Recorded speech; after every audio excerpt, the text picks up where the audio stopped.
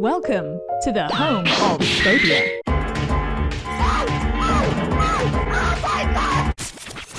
I've done a few Proud Family Louder and Prouder videos on this channel about episodes that were less than stellar. Black people can't be racist! Boo! You stink! But some episodes of the reboot do have something special to them. So thank you, TundraGhost429. Let's shine a light on one of the positive episodes of Louder and Prouder, one that I actually haven't mentioned before. So join me once again for a Proud Family episode, but this time about homophobia in black communities and handling minority issues sensitively. But first, are you losing sleep about your privacy online? Well, I'm not, because I use Manta Sleep. They sent me this lush silk sleep mask with cooling eye cups as a separate little bonus. So if you suffer from migraines or just from being too hot and moist, this will really help you. And as a violent side sleeper, I can verify that this mask has great pronap movement as well as providing nighttime comfort, and is extra comfortable no matter what position you're in or how much you throw yourself around when you're a snooze. With a Manta sleep mask, you'll sleep through anything. Oh my god, they hit the second tower! Wake up! Wake up! Oh, it's over! Wake up! What are you doing? Wake up! It's easily adjustable, even for us curly-haired girlies. If it fits over my massive head, it will fit over yours. Your afro is no barrier. It's been extra useful this summer because I usually wake up with the sun, and sunrise has been hitting the UK at 4 to 5 AM recently. There is no good reason to be waking up at that time. Manta Sleep has rescued me from this dire fate. If that all sounds good to you already, then how about 10% off with my affiliate code on the Manta Sleep website? I knew you'd like that. The link is on screen and down in the description. And now, back to the video. So, the episode starts the way every Proud Family episode implicitly does. I can't eat! I'm broke, I'm broke! Oscar's broke. Banks don't give money to someone who got a minus 300 credit score! He's looking for a way to finance his company, Snackland, and as a last resort has turned to La Cienaga's father, Felix. And he'll do anything to get that dough. Anything. Oscar Brown, your new best hope. You're evil, Oscar Brown! Pure evil! However, Felix has something more pressing on his mind.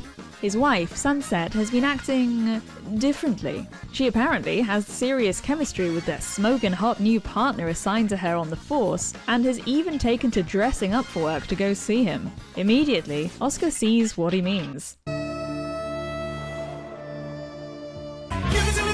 Monkey at Duncan Hines. That's the phone.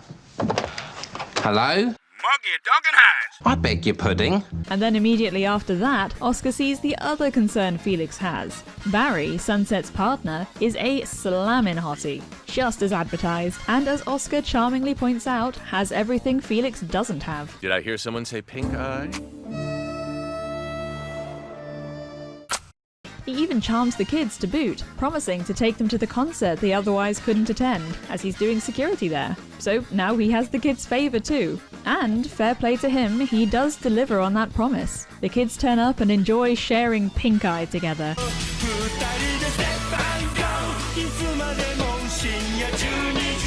Until Maya and KG are horrified to have their dad suddenly materialise at the concert. He's just there to vibe. Just call me Randall, honey. Just call me Randall. I love when friends' parents are like this. It's so cute. Sure thing, Pops. But then Randall spots his husband in the crowd, and this fries Dijonay's amoeba-like brain.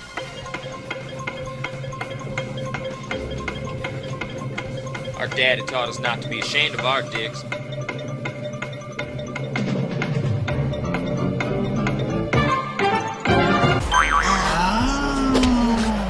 But she gets there. God bless her, she gets there. Penny urges her not to say anything, but Dijonay doesn't see any issue. It's current year. Who really cares if she texts the whole town about it?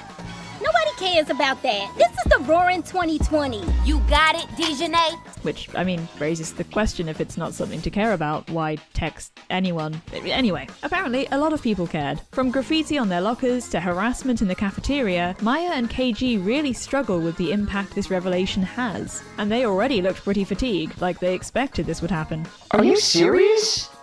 This is torture. Only Penny wants to do something about it though, because as La Cienega recalls, the crew wasn't exactly there for her when she was bullied, in a loving tribute to the original show. What about when you saw my feet? Right, Michael? Hey y'all, it's But Penny points out that having luscious, sweaty, mashed potato-ready toes isn't really comparable to this. Penny comes home, feathers all are ruffled as she shares this injustice with her family.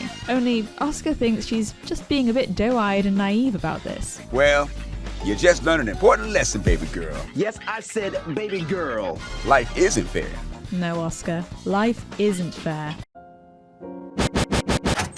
Because when he turns up looking for loan approval from the next bank for Snackland, there's Randall. And while he's thrilled by Randall's melanin... All right, I got this loan.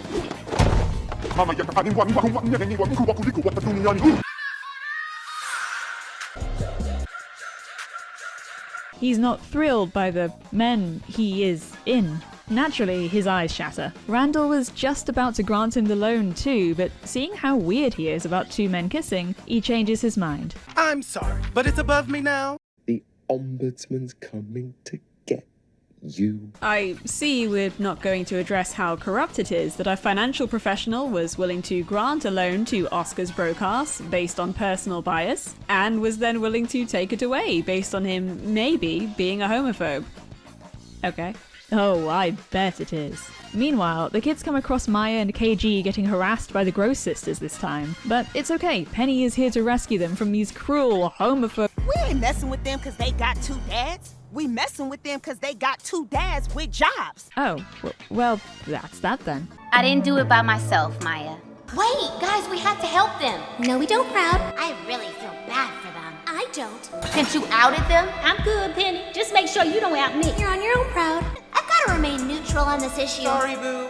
Physical confrontation is not my ministry. We had to help them. No. And thanks to all y'all. Huh? Great social justice teamwork. What a great bunch of friends. Maya essentially sorts this situation out herself, but Penny seems happy enough to take some credit, and I mean, she deserves some sort of recognition for trying to stand up for these kids, but the writers do poke some fun at how self-righteous she can be with her little speeches. We discovered that when you take a moment to step back from a situation and really consider others, their feelings, their soul, it allows you... Seriously? Is he seriously giving a speech right now? Is he seriously giving a speech right now? Dijonay's gossiping fingers, I guess, strike again, because now the family dinner has just become a whole neighborhood housewarming. The bully from earlier graciously apologizes. Of course you can have more gumbo. And even Oscar is pacified by how festive the whole vibe is, even if he really didn't want to come here. Randall reminds him how special Penny is though, and this endears him to Oscar further. And last of all, in a very 2000s Disney way, this episode winds up with a dance number. To the song September though, so I can forgive that. To transgender man, 2 pints. Can I get lucky and fist him tonight? You stick my cock with a pink hair tie. Not too tight, no, I don't want to die. Especially given how awkward this conversation can be, I'm really glad that Louder and Prouder decided to address how common homophobia is in black communities. Especially when talking to... I'm just going to be very real about this. No hate to any of my white audience members at all. Especially when talking to white progressives in particular, there's this absolute terror at the prospect of even considering that any non-white community can collectively exhibit bigoted or toxic behavior. There's that soft bigotry of low expectations. Many of the same people who overcorrect when identifying perceived bias amongst their own. As a white person, if you are not constantly talking to your family and friends and basically shaming them, into caring about the issues, you're not doing your fucking job as a white person. Completely turn a blind eye to much worse behavior outside of their own groups. And I don't think it's just fear of being labeled racist. The noble savage concept lives on heartily. It's just got an HR-friendly veneer on it. But those of us with a foot in these global majority communities know homophobic discrimination is a prevalent issue outside almost all white Western communities. Why are you gay? 64 countries worldwide criminalize homosexuality, and of these, almost half are in Africa, and exactly 0 are white majority countries. That's obviously not a comment on everyone from these regions of the world, but it makes sense that first and generation immigrant communities, and beyond even, have cultures that retain many of the same prejudices that have led to this. Anecdotally, I went to a school where most pupils were from South Asia, and although I've never been a flags or pride parades kind of gal, It somehow spread, the rumor come out, for sure, that I was into girls. The text messages that appear after Dejanay leaks that Maya and KG have 2 gay dads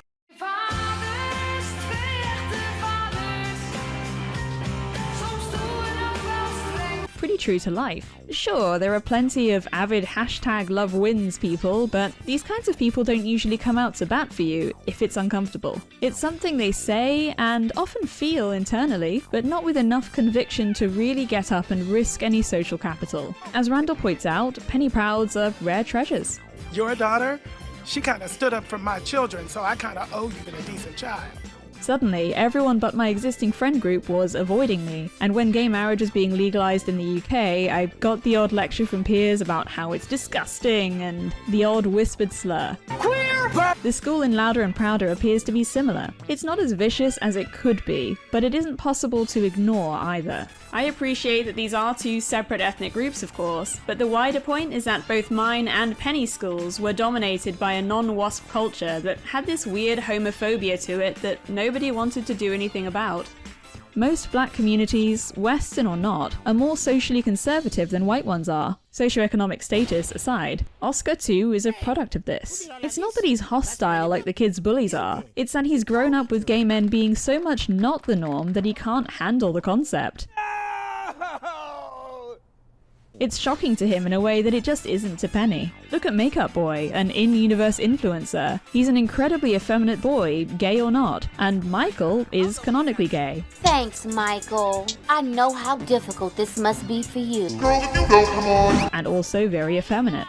These are people Penny sees all the time. In a sense, this episode shows 2 very different manifestations of homophobia in the black community. Hostility from those to whom it's familiar-ish but still undesirable, and shock from those to whom gayness or general gender non-conforming behaviour have never really been a presence in their lives. I'm straight. You were born your way. On that note, I also found it interesting that Oscar only tries to deal with his discomfort towards gay men at all because he needs something from one of them.